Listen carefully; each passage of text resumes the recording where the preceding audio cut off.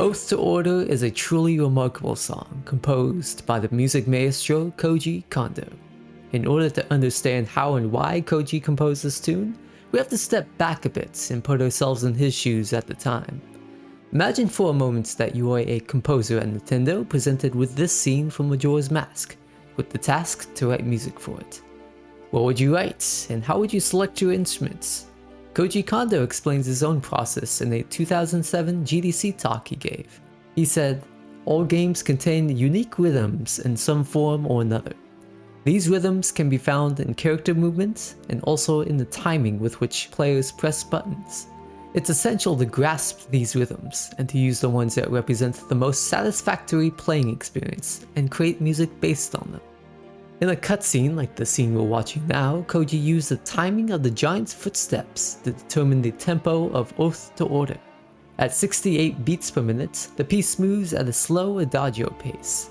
The question after this, though, is how do we create an epic piece now that we're using a slow tempo?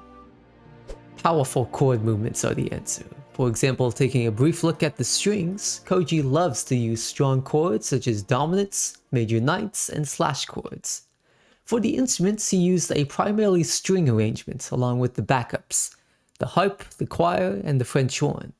The ocarina and the giant's voice will bring back the Oath to Order melody that players can play in the game. Oath to Order begins in the double bass and establishes our key center, the D. And instead of beginning the piece straight away, this fade-in allows there to be anticipation for the first section. Then jumps in the violins, violas, harp, and choir all playing a strong D minor chord. Now sticking with the strings, I decided to divide each of the string families into their own channel so you can better see what's going on. The double bass on top is the thick low end and pretty much the only support for the lower frequencies.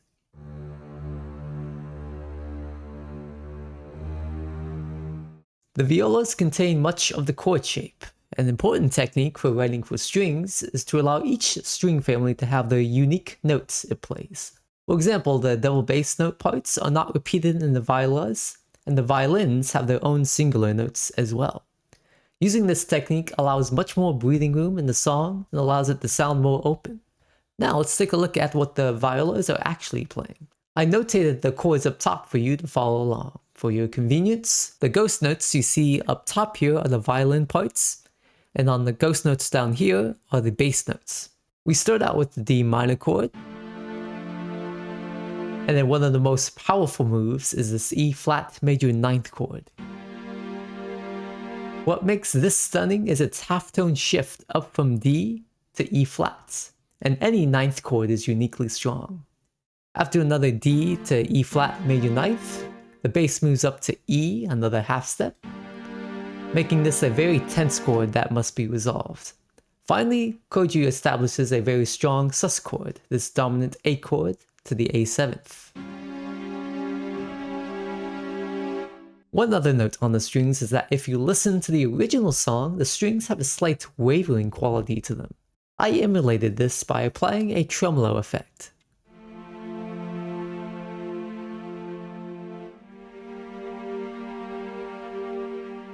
Why Koji or the sound team at Nintendo decided to use this effect is to replicate what tremolo strings would sound like, but on the other hand still carry the quality of a sustained sound.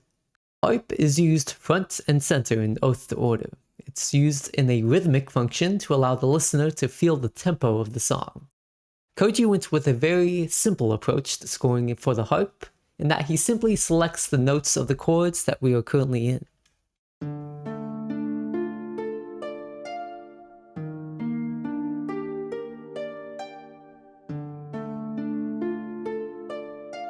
Now Koji decides to arpeggiate these harp notes upward to invoke a sense of hope and optimism. If the notes descended downward, it would have made the song too dark. Our last instrument for section 1A is the epic choir. You might notice that if I play one of the notes soloed, it sounds slightly off pitch. This is one of the unique aspects of the Majora's Mask score.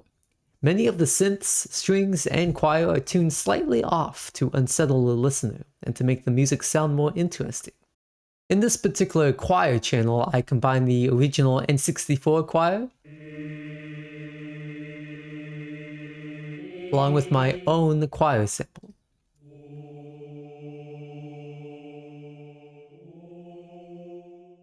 Both of them double exactly what the violin line plays and help support the melody together.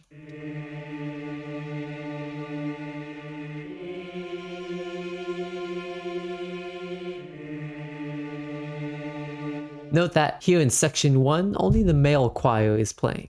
Now let's take a listen to the section in full.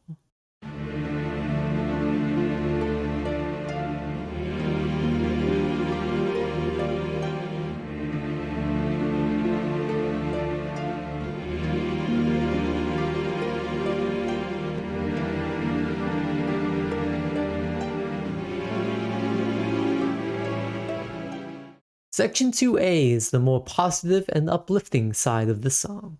Let's take a look at the chords that make this happen. In the strings, first notice the wide open spacing between each of the parts. We begin with another D minor chord as in section 1, but then switch to a major chord, the F6 with C in the bass. A G over B is another major chord movement, followed by the B flat major chord. Koji then lifts a previous chord progression we saw back in section 1 with these last two chords, the A dominant sharp 5, leading to the A dominant. Now what Koji Kondo hides here in the double bass writing is absolutely incredible. Visually, look at how the bass notes descend down step by step, and then take a listen with the bass and the violas soloed together.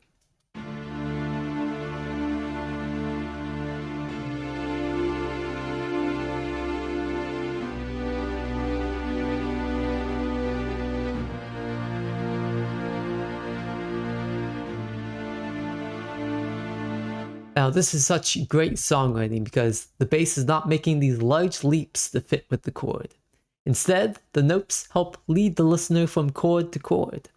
Anytime you can move between chords without too much movement, that is usually strong compositional technique. The last new addition in this section is the female choir, which joins the male choir an octave above.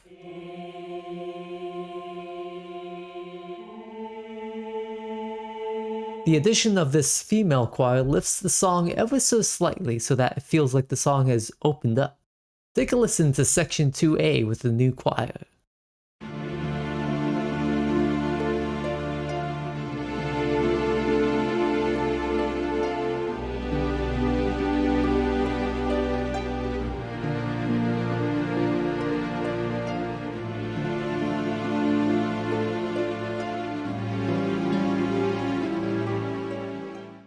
Section 1B returns back to the first section with the same chord progressions. Koji, however, further expands the tune by including the French horns, playing mostly these third intervals.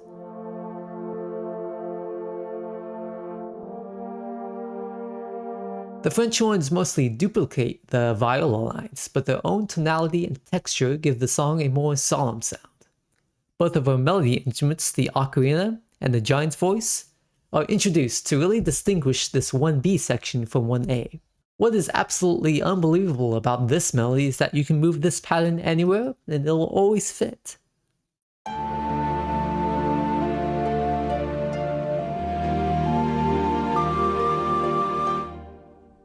In the second section,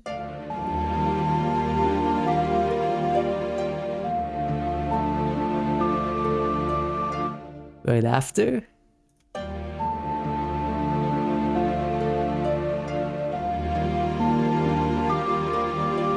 now the reason behind this mystery is that the notes to oath order use the primary notes of the D minor scale, D, F, and A. This makes it a very flexible melody. To make the ocarina sound authentic, vibrato plays a large factor.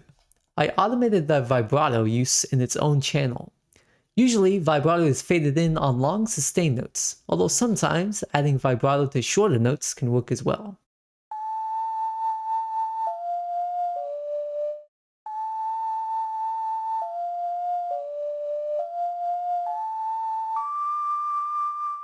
The giant's voice? I can't say I've heard the sound in any other piece of media.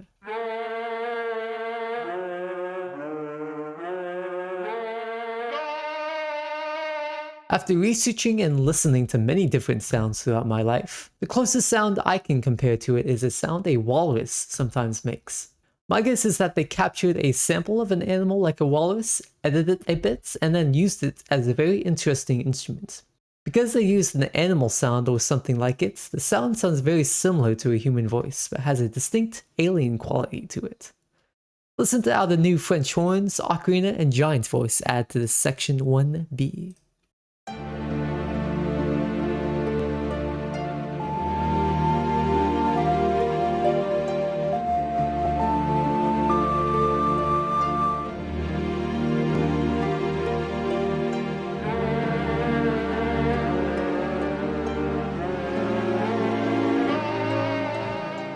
Section 2B returns back to Section 2's chord progressions, but continuing all our new instruments.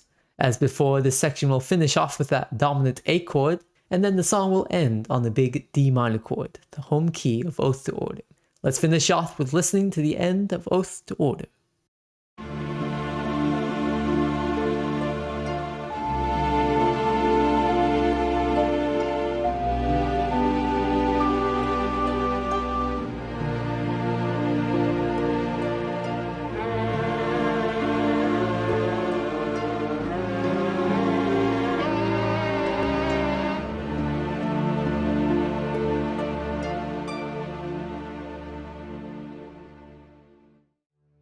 Oath to Order represents what Koji Kondo has always accomplished with each of his tunes. Simplistic songwriting that does not add more than is needed. This allows the unique melodies and instruments within the song to become more distinguished.